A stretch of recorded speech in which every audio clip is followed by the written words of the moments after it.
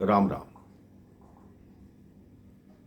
कहते हैं कभी कभी जो भक्त चाहता है वो भगवान नहीं कर पाते, उससे पहले गुरु ही कर देते।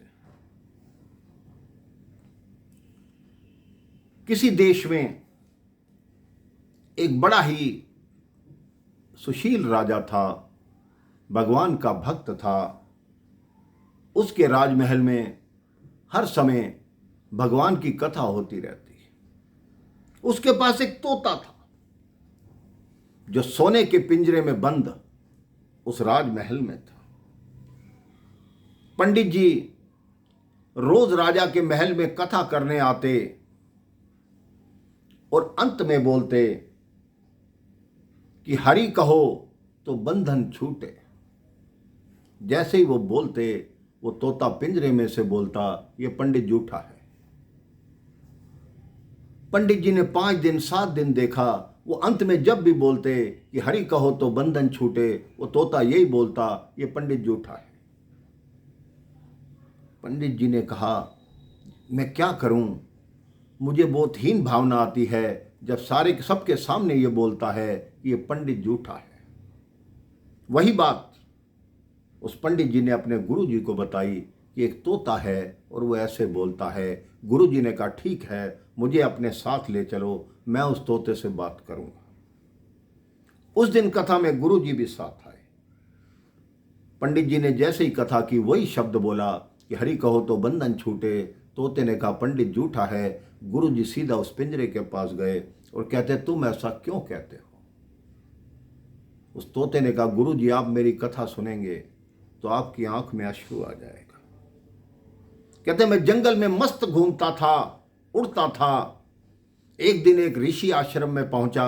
वहां ऋषि अपने शिष्यों को मंत्रोच्चारण करा रहे थे।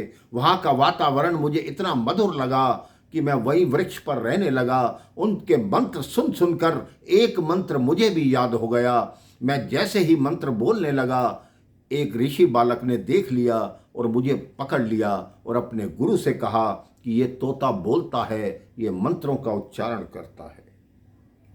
तुरंत ही मुझे एक लोहे के पिंजरे में कैद कर लिया गया।